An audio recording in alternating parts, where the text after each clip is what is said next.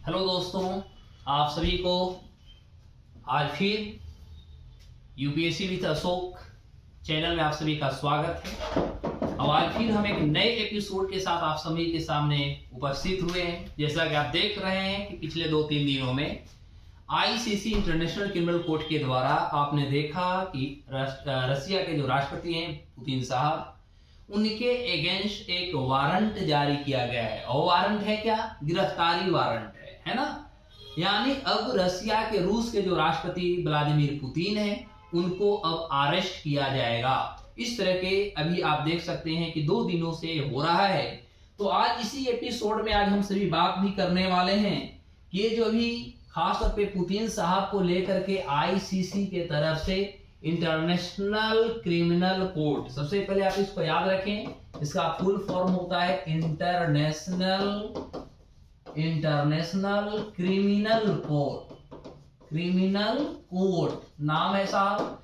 और आईसीसी के द्वारा अभी आप देख सकते हैं कि राष्ट्रपति पुतिन के अगेंस्ट एक वारंट जारी किया गया है। वह वारंट है अरेस्ट करने का वारंट है।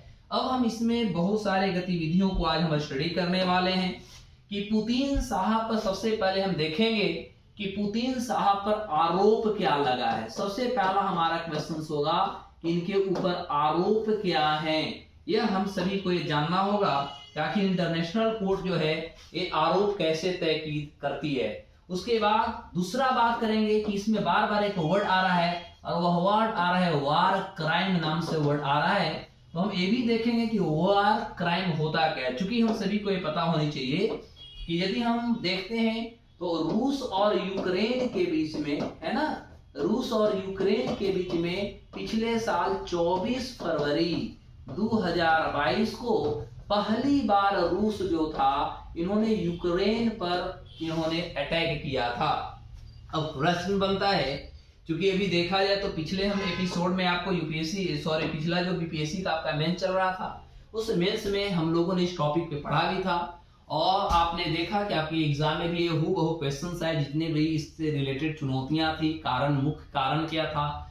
एक्चुअली ज्यादातर स्टूडेंट जानते हैं कि रूस और यूक्रेन के बीच में युद्ध का मुख्य कारण नाटो है, लेकिन ऐसा कुछ था नहीं। नाटो तो एक मात्र आप कह सकते हैं कि यह एक नॉर्मल एक कारण हो सकता है। रियल जो कारण थे, जो मेन उद्देश्य था, उस सभी चीजों को हम लोगों ने क्लास में स्टडी किया भी था। इस पे एक वीडियो भी हमें नॉर्मली बना रखा है। अब हम लोग देखेंगे कि अभी जो समस्याएं क्रिएट हो रही है, प्रॉब्लम है क्या। तो आज हम बात करेंगे कि पुतिन साहब पे आरोप क्या क्या लगे हुए हैं। ये इसमें एक वर्ड निकल के आ रहा है वार क्राइम। ये वार क्राइम है क्या? फिर हम देखेंगे कि क्या पुतिन साहब का जो गिरफ्तारी की बात हो रही है, क्या यह गिरफ्तारी यानी अरेस्ट जो है, क्या यह संभव है या नहीं है, इस पे बात हम करेंगे। उसके बाद हमारे जो नेक्स्ट टॉपिक इस पे हम बात करेंगे वो हम बात करेंगे आखिर आईसीसी है क्या, आईसीसी है क्या तथा आईसीसी के कितने सदस्य राष्ट्र हैं। उसके बाद हम देखेंगे कि क्या अभी जो पुतिन साहब को अरेस्ट करने की जो चुनौती हुई है या जो अभी गिरफ्तारी वारंट आया है, क्या इससे पहले ऐसा कभी हुआ है, इससे पहले क्या ऐसे कभी केसेस बने हैं, इस पे भी हम बात करेंगे। और फाइनली हम देखेंगे कि पुतिन की गिरफ्तारी में कौन कौन सी चुनौतियां तथा कौन कौन सी अड़चने आने वाली हैं, इस प्रश्नों को भी हम जवाब देखने की कोशिश करेंगे। क्योंकि आप देख सकते हैं तो यह अभी इंटरनेशनल लेवल पर हम कह सकते हैं कि यह जो टॉपिक है, यह टॉपिक एकदम हॉट टॉपिक आपको बना हुआ है। तो आने वाले एग्जाम में हो सकता है कि चाहे वो हमारा बीपीएससी, यूपीएससी जो हमारा पीटी हो, बीपीएससी का हमारा यूपीएससी का पीटी होने जा रहा है। अभी आप इन्फोर्समेंट ऑफिसर ईपीएफओ आप देख सकते हैं, जो एपीएफसी जो हमारा यूपीएससी जो एग्जाम कंडक्ट करते हैं, ये सभी एग्जाम में हो सकता है कि इससे रिलेटेड कुछ न कुछ क्वेश्चंस आपसे पूछे जा सकते हैं। तो आज हम इस टॉपिक के बारे में बृहद ढंग से स्टडी करने की कोशिश करेंगे कि आखिर मेन कारण क्या है, इसमें और क्या क्या हो सकते हैं, क्या संभावनाएं हैं, क्या असंभावनाएं हैं, अभी इसमें टोटल कितने सदस्य राष्ट्र, सारे चुनौतियों को आज हम देखने की बात करेंगे, अध्ययन करेंगे। तो इसी के साथ हम आपको एक टॉपिक के साथ लेकर चलता हूं और स्टडी करने की हम लोग कोशिश करेंगे। तो चूंकि आप देख सकते हैं आज का हमारा जो टॉपिक है, सामने हम आपको क्वेश्चन भी बना दिया है कि क्या पुतिन को गिरफ्तार किया जा सकता है, यानी अरेस्ट जो वारंट अगेंस्ट व्लादिमीर पुतिन आया है, क्या यह संभव है। जैसा कि इंटरनेशनल क्रिमिनल कोर्ट ने जो वारंट जारी किया है यह कितना प्रभावित है उल्लेख करें। आज हम ये बात करने वाले हैं प्रश्न के आधार पर, क्योंकि एग्जाम में हमारे इस तरह से प्रश्न आएगी। क्योंकि हम सभी को पता है यदि हम इस चीजों की बात करें, इस स्टडी की बात करें, तो सबसे पहले हमें इस चीजों में ये देखना होगा कि ये जो 24 फरवरी 2022 में सबसे पहली बार हमने देखा कि रूस के द्वारा यूक्रेन पर जो घटना या कह सकते हैं पहला अटैक जो किया गया, फर्स्ट जो अटैक किया गया, इस पे हम लोग स्टडी करेंगे। तो चूंकि रूस और यूक्रेन के बीच में 24 फरवरी से पिछले साल से चल रही है और इसे जो है सैन्य अभियान नाम दिया गया है, ये चीजों को आप याद रखेंगे।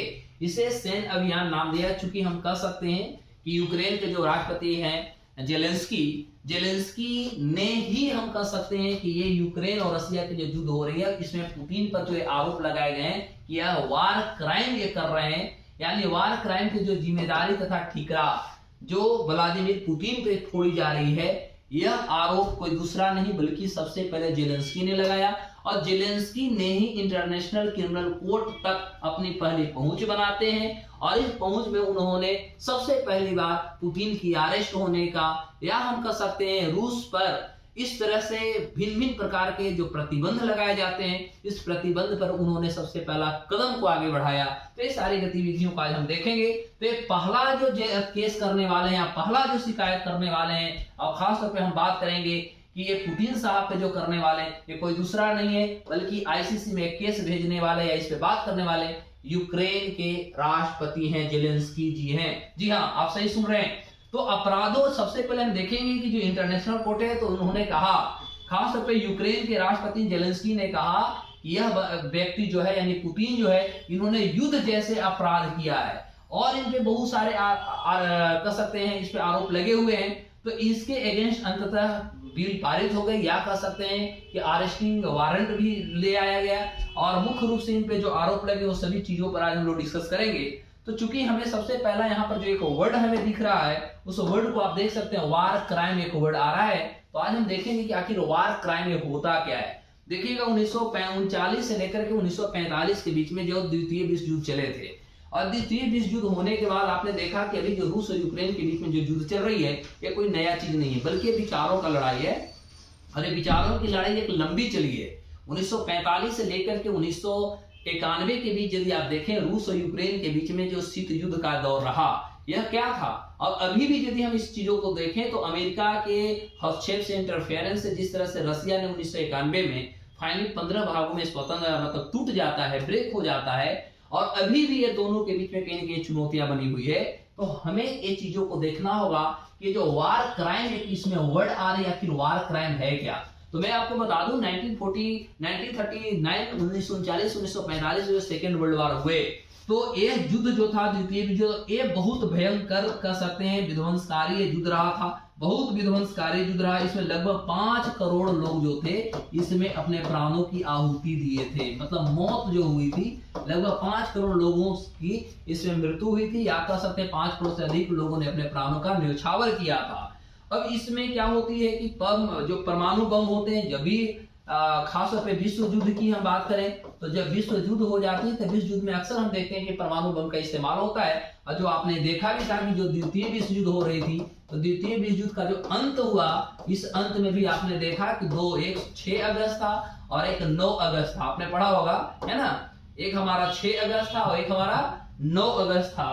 तो ये दोनों की यदि हम बातों को देखें तो 6 अगस्त और 9 अगस्त में आपने क्या देखा, तो 6 अगस्त को हमने देखा और 9 अगस्त में 2 अमेरिका के द्वारा खास तौर पर जो हम कह सकते हैं जापान जो थी, जापान के 2 शहर पे, हिरोशिमा का नाम आपने सुना होगा, हिरोशिमा और नागासाकी शहर पर जैसे ही अमेरिका के द्वारा लिटिल बॉय और फैट्समैन जैसे अटैक किए जाते हैं, परमाणु हमला किए जाते हैं, उसके बाद आपने देखा कि जापान जो था उन्होंने सरेंडर किया, और जैसे इन्होंने सरेंडर किया द्वितीय विश्व युद्ध का अंत हो जाता है। ठीक उसी प्रकार आज देखेंगे कि यहाँ पर परमाणु बम की भी इस्तेमाल होती है, खासतौर पर हम बात करें विश्व युद्ध में।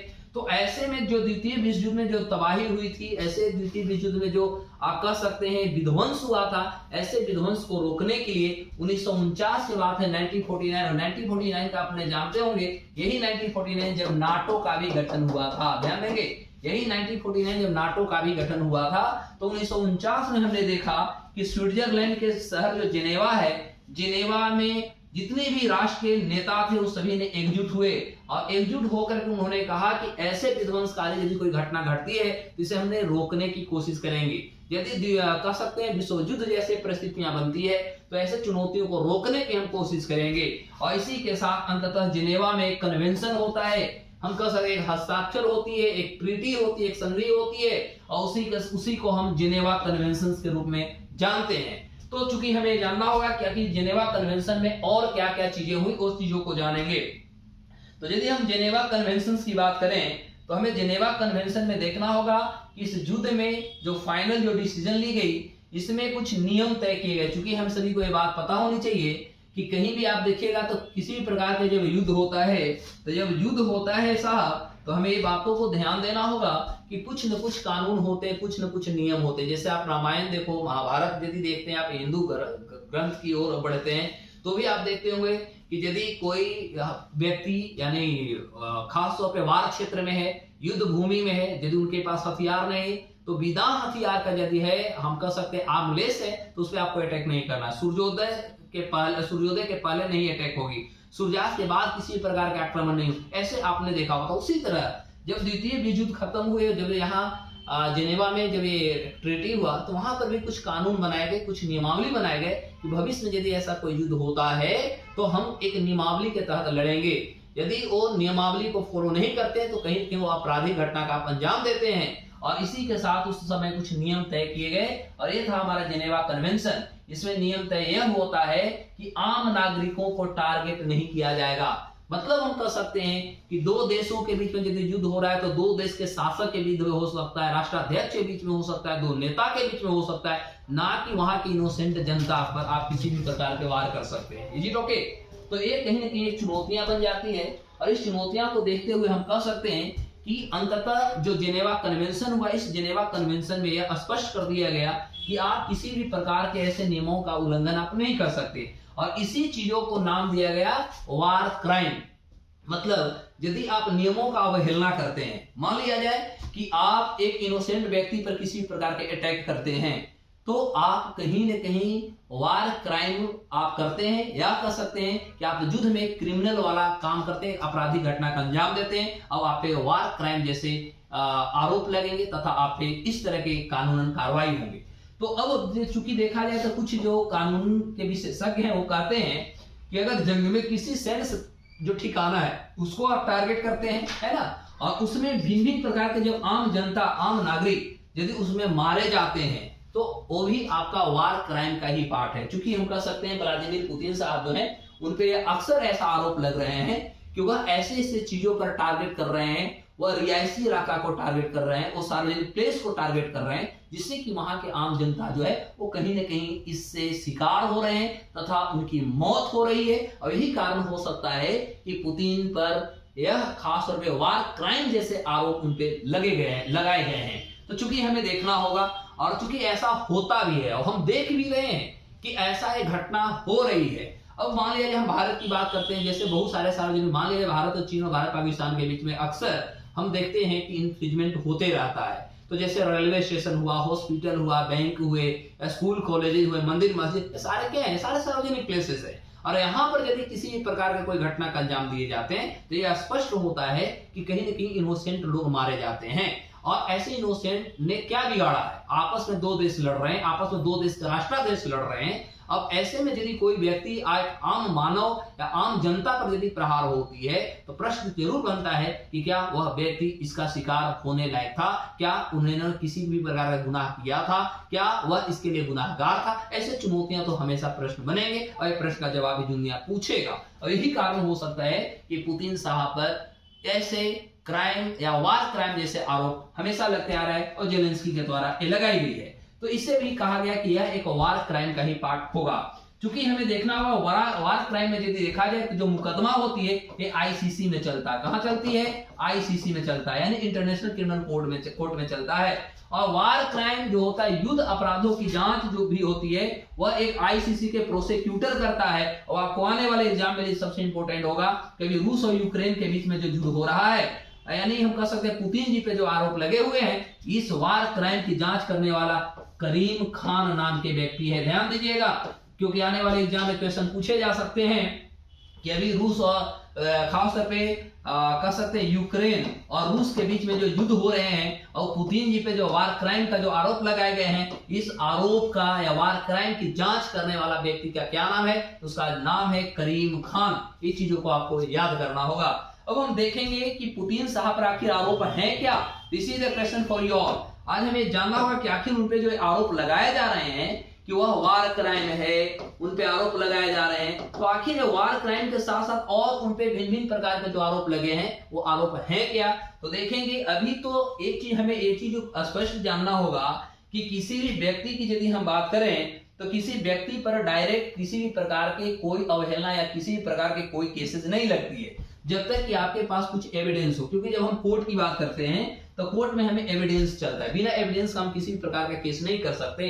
तो उसी तरह आज हमें जानना होगा कि पुतिन साहब पे यदि कोई आरोप लगे हैं तो एक कारण क्या है और इसमें मेन चीजें क्या है। तो देखिएगा, इंटरनेशनल क्रिमिनल कोर्ट जो है उन पे जो आरोप लगाए गए हैं या जो केसेस हुए या गिरफ्तारी वारंट जो जारी की गई है, यह एक आसान चीज नहीं है, बल्कि हम कह सकते हैं कि अपराध जैसे तो गतिविधि की बात हो ही रही है और अरेस्ट वारंट जो है एक फोरेंसिक जांच के आधार पर हुई है। ध्यान दीजिएगा, एक फोरेंसिक जांच के आधार पर उन पे जो है अरेस्ट वारंट लाई गई है। और साथ ही साथ हमें जानना होगा कि जो वारंट आई है रोम संधि, ध्यान दीजिएगा, जो रोम संधि हुई है, रोम संधि के कुछ रूल हैं और वह रूल है वहां के अनुच्छेद 8 का 2 का A का 7 और 8 का 2 का B का 8। ये दो रूल के तहत इन पर जो है आरोप लगे हैं तथा इन पर गिरफ्तारी वारंट लागू की गई है। और मैं आपको बता दूं कि इन पे जो आरोप लगे हैं वो कहा जाता है कि इन्होंने क्या किया है कि गैर कानूनी ढंग से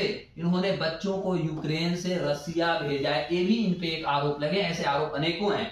तो पहला इन पे आरोप है कि यह गैर कानूनी ढंग से बच्चों को यूक्रेन से रूस भेजे हैं।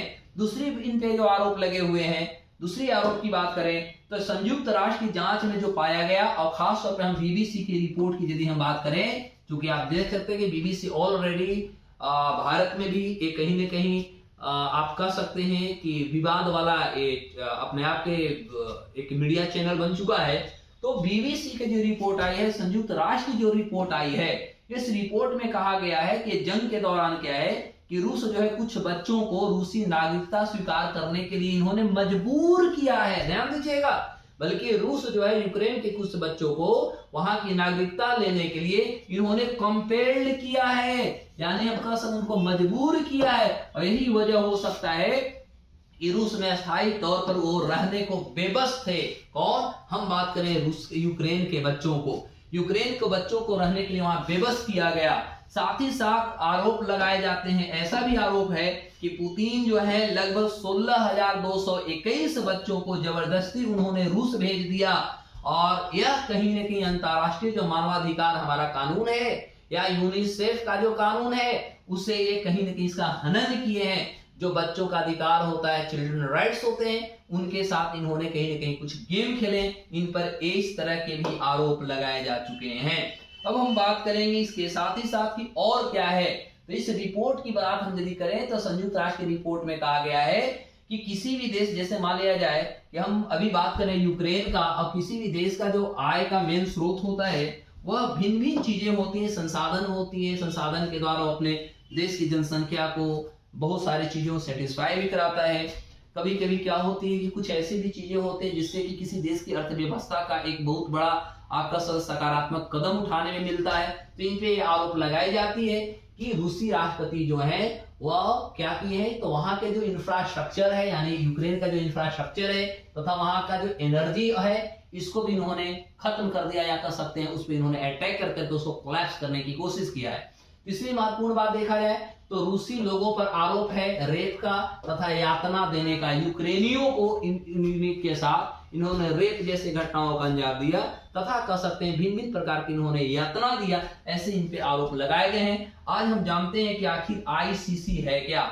आईसीसी का फुल फॉर्म आप देख सकते हैं, इंटरनेशनल क्रिमिनल कोर्ट होता है और दुनिया का यह पहला अंतरराष्ट्रीय आपराधिक न्यायालय है, यानी दुनिया का पहला यह इंटरनेशनल क्रिमिनल कोर्ट है। ये भी ध्यान दीजिएगा, तो आने वाले एग्जाम में पूछा जा सकता है कि दुनिया का पहला आपराधिक न्यायालय कौन सा है, तो हमें जवाब देना होगा आईसीसी इंटरनेशनल क्रिमिनल कोर्ट जो है दुनिया का पहला न्यायालय है, आपराधिक न्यायालय है। अब हम लोग इसमें बात करने वाले हैं कि ये पूरी गतिविधि को यदि देखा जाए साहब, तो इसमें आखिर पुतिन साहब को गिरफ्तार किया जा सकता है या नहीं जा सकता है, ये अपने आप में एक चुनौती है और ये सभी को चुनौती है। तो आज हम बात करेंगे कि इन पे और क्या क्या है। तो खास तौर पे यदि हम बात करें तो इंटरनेशनल कोर्ट जो है, इंटरनेशनल कोर्ट या इंटरनेशनल क्रिमिनल कोर्ट जो होती है, ये आप याद रखें कि इनमें केस करने की भी कुछ प्रवृत्तियां अलग होती है। ध्यान दीजिएगा, इसमें केस करने की प्रवृत्ति भी अलग होती है, ऐसे ही केस नहीं करता। इसके लिए आपके कम से कम 4 गो शर्त यदि ये फुलफिल करता है तभी किसी व्यक्ति पे इंटरनेशनल जो कोर्ट है उसमें केसेस किए जा सकते हैं। वो क्या क्या है देख सकते हैं। तो यहाँ पर सबसे पहले यदि देखा जाए तो इंटरनेशनल कोर्ट में यदि आप नरसंहार का अपराध आप पे लगा हुआ है, यदि आप पे मानवाधिकार के खिलाफ आप कोई काम कर रहे हैं, यदि आपका आक्रामकता दिखता है, या आप युद्ध को अपराध के रूप में ले जाते हैं। मतलब कहा जाता है कि पुतिन जी है जो है, पुतिन पर यह भी आरोप है कि वह नरसंहार कर रहे हैं, मतलब ज्यादा से ज्यादा जनता, आम जनता इसमें मारे जा रहे हैं। दूसरी बात कि मानवता के खिलाफ है, युद्ध नहीं है, ये मानवता का खिलाफ है। तीसरी है कि बहुत ज्यादा एग्रेसिव हो चुके हैं, चाहते तो इस तरह के युद्धों को रोक सकते थे। उसके बाद है युद्ध, ये अपराध कर रहे हैं, ये कभी भी एक समय भी रोकने का परिकल्पना नहीं की है। लेकिन अब प्रश्न ये भी तो पूछा जा सकता है कि क्या जेलेंस्की ने कभी युद्ध रोकने का प्रयास किया? क्या जेलेंस्की, क्योंकि जब मैटर आती है कि नाटो को न आने दो, आप नाटो का सदस्य नहीं बनो, तो कभी न कभी यूक्रेन के भी तो राष्ट्रपति को ये बात सोचना चाहिए। केवल एक व्यक्ति पे ऐसा आरोप कैसे? तो ये भी एक क्वेश्चन बनता है, इस पे भी हम लोग डिस्कस करेंगे। उसके बाद होता है इंटरनेशनल जो हमारा क्रिमिनल कोर्ट है, यहाँ पर जो आरोप के खिलाफ जो कार्रवाई होती है, न कि किसी देश या किसी समूह के खिलाफ होती है, बल्कि जिस व्यक्ति पे आरोप लगाए जाते हैं उस व्यक्ति पर ही कार्रवाई होती है। और आपको मैं बता दूं कि आईसीसी का जो मुख्यालय है यानी हेड क्वार्टर है, इसका हेड क्वार्टर जो है आपका नीदरलैंड के द हेग में है, और द हेग में ही हमारा इंटरनेशनल कोर्ट ऑफ जस्टिस भी है ना। इंटरनेशनल कोर्ट ऑफ जस्टिस जो है ये भी हमारा हेग में ही, तो ये चीजों को भी याद रखिएगा। अभी हम वर्तमान में बात करें तो आईसीसी जो है इसका टोटल सदस्यों की संख्या 123 है। टोटल इसके सदस्यों की संख्या आईसीसी का इंटरनेशनल क्रिमिनल जो कोर्ट है, इसके सदस्यों की संख्या मात्र 123 है। 123 देश में 33 जो देश हैं वो अफ्रीकी देश हैं, 19 जो है एशियाई देश हैं, 19 जो है पूर्वी यूरोप के देश हैं, 28 जो है लैटिन अमेरिकी तथा कैरेबियाई देश है, और 25 जो है आपका पश्चिमी यूरोपीय देश है। ध्यान दीजिएगा, पश्चिमी यूरोपीय देश है। Is okay. तो इस आधार पर हम कह सकते हैं कि अभी यदि हम आईसीसी की बात करें तो इसका टोटल जो मेंबर कंट्रीज हैं उसकी संख्या मात्र देखा जाए तो 123 सदस्य राष्ट्र इसके हैं। और यहां पर कहीं न कहीं एक चुनौतियां बनती है कि यदि पुतिन साहब ये 123 सदस्य देशों में यदि वो यात्रा करते हैं तो यात्रा के दौरान हो सकता है कि आईसीसी जो है यहां पर इनको अरेस्ट करा सकती है। लेकिन प्रश्न होता है एक और कि आईसीसी का क्या अपना, हम कह सकते हैं इसकी सेना है क्या?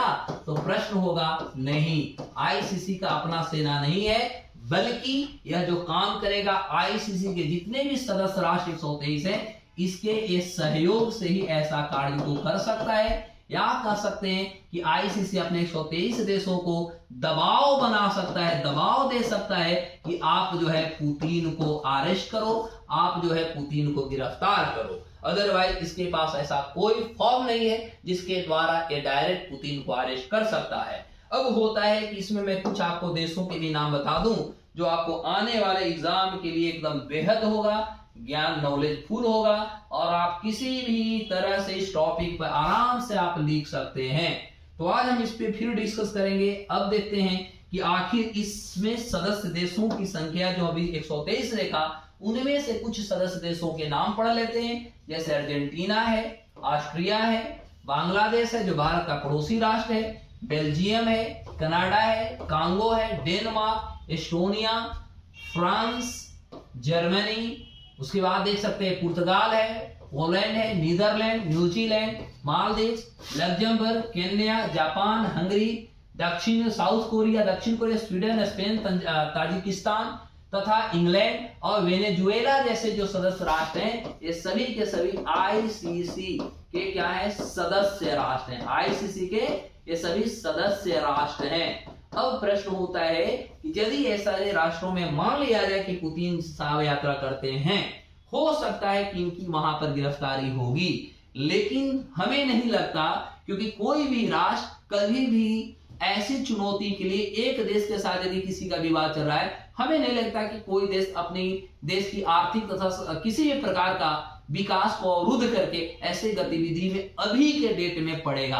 और चूंकि भारत ऐसे राष्ट्र की बात करें तो भारत ऑलरेडी अपना 5 ट्रिलियन इकोनॉमी का पीछा करने में लगा हुआ है, और भारतीय प्रधानमंत्री तो डायरेक्ट शब्दों में पुतिन साहब को बोल भी चुके हैं कि अभी युद्ध का काल नहीं है, युद्ध का समय नहीं है, बल्कि अभी विचारों को आगे आदान प्रदान कर करके हम युद्ध जैसे नीति को रोकें तथा विकासात्मक कार्यों पर काम करें, क्योंकि दुनिया अभी महत्वाकांक्षी योजना की ओर बढ़ रही है। दुनिया अभी महत्वाकांक्षी, हम भी महत्वाकांक्षी, राज्य हमारा महत्वाकांक्षी, आवाम जनता का भी अपनी अपनी एक महत्वाकांक्षा है। इस महत्वाकांक्षा को बढ़ावा देने हेतु भारतीय प्रधानमंत्री ने ऑलरेडी अपनी इस पे विचारों को, उद्देश्यों को उन्होंने प्रकट कर चुका है। अब हम बात करते हैं, हमारे पास एक और प्रश्न बनता है कि क्या पुतिन की गिरफ्तारी संभव है? एक जवाब मैं सिंपल से देता हूं, कभी भी ये संभव नहीं है, पॉसिबल है ही नहीं, क्योंकि इनको अरेस्ट करना बहुत चुनौतीपूर्ण है, क्योंकि हम उस पर भी आगे बात करने वाले हैं। तो इसलिए चुनौतीपूर्ण है क्योंकि आईसीसी का अपना कोई सेना है ही नहीं, अपना कोई पुलिस नहीं है। अब साहब जब पुलिस नहीं है तो ये तो दूसरे पर डिपेंड होगा ना, तो इसलिए ये गिरफ्तार नहीं कर सकता, डायरेक्ट गिरफ्तार करने की क्षमता आईसीसी को नहीं है। दूसरी बात कि कोर्ट गिरफ्तारी के लिए वारंट तो जारी कर दिया है, लेकिन गिरफ्तारी के लिए वो डायरेक्ट तो गिरफ्तार नहीं करेगा, बल्कि उसको दूसरे देशों पर निर्भर रहना पड़ेगा।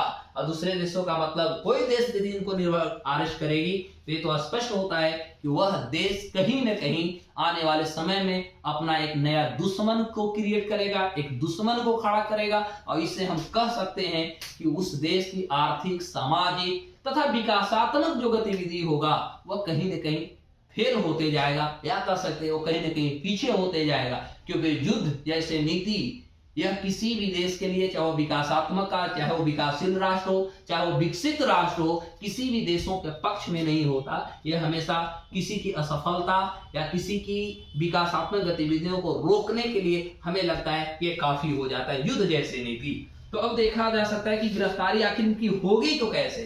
तो भाई साहब याद रखेंगे कि इनकी गिरफ्तारी की यदि हम बात करें तो गिरफ्तारी की पूरी यदि मैनिफेस्टो का स्टडी करो तो यह दो ही ऐसे परिस्थिति बन सकता है जहां पर हम कह सकते हैं कि इनको अरेस्ट किया जा सकता है। दो सेंस ही हो सकता है जहां पर इनको हम अरेस्ट कर सकते हैं। अब होता है प्रश्न कहां, तो पहला कि पुतिन को सौंप दिया जाए। आपको क्या लगता है कि रसिया पुतिन साहब को सौंपेगा? पॉसिबल ही नहीं है। यदि सूर्योदय कल से दक्षिण होने लगे, पश्चिम होने लगे, तो भी हमें नहीं लगता है कि संभव हो सकता है कि रूस जो है अब पुतिन को कभी अपने तरफ से जाकर सौंपेगा, समर्पित करेगा, ऐसा हो ही नहीं सकता। दूसरी बात कि रूस से बाहर किसी दूसरे देश में इनकी गिरफ्तारी किया जा सकता है। अब ये दूसरे देश की यात्रा नहीं करेंगे या वैसे राष्ट्र में नहीं करेंगे जो 123 सदस्य राष्ट्र में से आता है, वैसे देशों में नहीं करेंगे जो रसिया के इन्होंने दुश्मन राष्ट्र जो रहा है वहां पर यात्रा, तो पॉसिबल ही नहीं है। अब होता है कि पुतिन की गिरफ्तारी के लिए आईसीसी जो है अपने सदस्य देशों पर केवल क्या कर सकता है? केवल दबाव बना सकता है, इससे ज्यादा कुछ नहीं कर सकता। इसे पुतिन की विदेश यात्रा पर मानता हूं कि असर पड़ेगा। हमें मानते हैं अंतरराष्ट्रीय स्तर पर ये काम कम करेंगे, अंतरराष्ट्रीय स्तर पर यात्रा कम करेंगे। अब सबसे बड़ी जो आपके पास प्रश्न है, हमारे पास प्रश्न है, जिसको हम क्लियर करेंगे कि बात होता है कि क्या कभी ऐसा विश्व में हुआ है जिस तरह से पुतिन साहब के अगेंस्ट में जिस तरह से वारंट जारी की गई है, क्या ऐसा देश में कभी संभव है? अंतरराष्ट्रीय स्तर पर क्या हुआ है? जी हाँ, आज इसका भी हम जवाब ढूंढेंगे। तो समय था 28 फरवरी 1998 से लेकर के, ध्यान दीजिएगा, 11 जून 1999 तक एक युद्ध हुआ, और वह युद्ध था सर्बिया के कोसोवा में एक युद्ध लड़ा गया था। जहां पर कोसोवा जो था, कोसोवा के जो लिबरल या लिबरेशन आर्मी थी और यूगोस्लाविया के जो सेना थी, ये दोनों के बीच में 28 फरवरी 1998 से लेकर के 11 जून 1999 के बीच में एक युद्ध लड़ा गया था।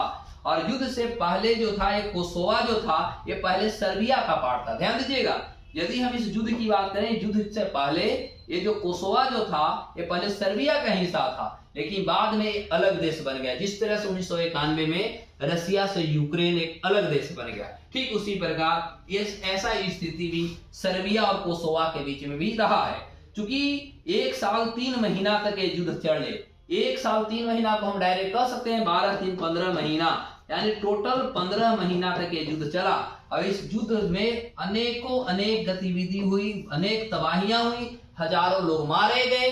और ऐसा कहा जाता है कि आज भी बहुत सारे नागरिक जो है अपने माता पिता, अपने भूभाग से पिछड़े कह सकते हैं, बिछड़ गए हैं। बिछड़ उनका मतलब अभी तक उनकी न तो खोज है न कोई खबर है। अभी तक वहां की सरकार तथा वहां की जनता वैसे प्राणियों को, वैसे लोगों को खोजने का अभियान चला रही है, लेकिन अभी तक किसी भी प्रकार का कोई हमें संभावना नहीं मिली या वो व्यक्ति अभी तक नहीं मिले।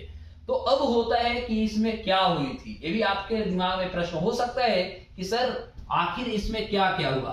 तो अभी हम देख सकते हैं कि ये दो देशों के बीच में, सर्बिया और यूगोस्लाविया के बीच में जो अभी युद्ध हुआ, इसमें और क्या हुए। तो इस युद्ध की यदि नीति को बात करें, तो इस युद्ध को करने के बाद यूगोस्लाविया जो थी, इनके जो उस समय राष्ट्रपति थे, वो नाम था स्लोबोदान मिलोसेविका। ये जो थे राष्ट्रपति थे, प्रेसिडेंट थे। कहां की बात कर रहे हैं? यूगोस्लाविया का। इनके खिलाफ आईसीसी में एक केस दर्ज किया गया था और इसी के साथ स्लोबोदान जो थे, उनके खिलाफ 1999 में एक केस दायर किया गया।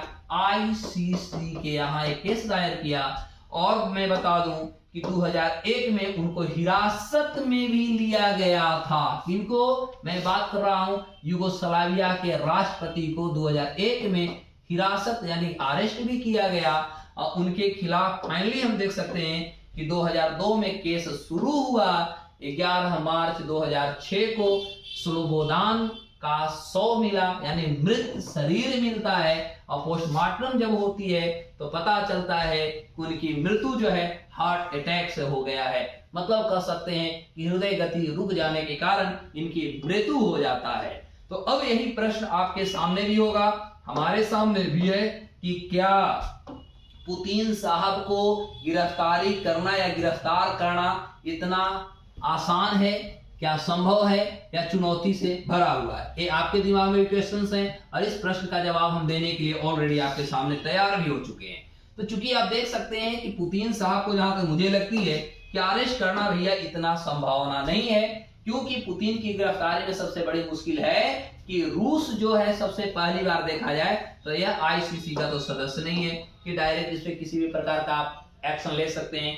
दूसरी बात कि पुतिन पर जो लगे हुए हैं, आरोप लगे हुए हैं, रसिया इसको मानने से इनकार करते आ रहा है। रसिया कहता है सब बेबुनियाद है, वो तो जीरो मानता है, कहता है कि सब फालतू की चीजें हैं, इसको जो करना है करते रहो। उसके बाद रूस के विदेश मंत्रालय का भी एक आया है, इस पे स्टेटमेंट आया है, जो वहां के मारिया जखारोवा, वो वहां के जो प्रवक्ता है, उन्होंने कहा है कि रूस आईसीसी के रोम कानून का सदस्य नहीं है। रूस जो है रोम में जो ट्रीटी हुई थी उसका सदस्य नहीं है, न इस पर साइन किया है। इसलिए आप इस सब कह सकते हैं बेबुनियाद जो हम पे आरोप लगा रहे हैं, आप लगाते रहिए, उससे हमको कोई फर्क पड़ने वाला नहीं है। इसलिए उसकी कोई जिम्मेदारी नहीं बनती कि वह कोर्ट के सामने सपोर्ट करे या कोर्ट के सामने सरेंडर करे। यह भी एक अपने आप में विचारणीय प्रश्न है, विचारणीय आंसर है, यह हमें जानना होगा। और आईसीसी की ओर से जो भी बताया गया गिरफ्तारी वारंट, उसे कहीं भी रसिया जो है इसे एक क्षण के लिए भी अपने ऊपर टेंशन नहीं लेता, बल्कि रसिया कहता है कि ये सारे जो हैं बेबुनियादी लगाए गए हैं, आरोप लगाए गए हैं, और इससे हमें किसी प्रकार का कोई फर्क पड़ने वाला नहीं है। तो चूंकि यदि देखा जाए तो पूरे गतिविधि में हमने देखा कि 2-3 दिन से ये जो मैटर बने हुए हैं कि रूस के राष्ट्रपति को अरेस्ट किया जाएगा, अरेस्ट करने की जो बात चल रही थी, ये मैटर पूरा है क्या, ये सभी गतिविधियों पर हमने आपको एक इस लेक्चर के तहत आपको बताने की कोशिश की कि आखिर ये मामला है क्या, आईसीसी है क्या, क्या इससे पहले कुछ ऐसे हुए या नहीं हुए। जो आने वाले एग्जाम के लिए यह आपके नॉलेजेबल भी हो सकते हैं, सपोर्टिव हो सकते हैं, इंफॉर्मेटिव हो सकते हैं। आप आने वाले एग्जाम में चाहे पीटी हो या मेंस हो, उसमें आपको ये बहुत ज्यादा उपयोगी हो सकते हैं। तब तक के लिए मैं आपसे विदा लेता हूं। फिर इसी तरह एक नए टॉपिक तथा इसी तरह कुछ इश्यूज के साथ हम लोग पुनः मिलेंगे। तब तक के लिए बाय बाय एंड जय हिंद।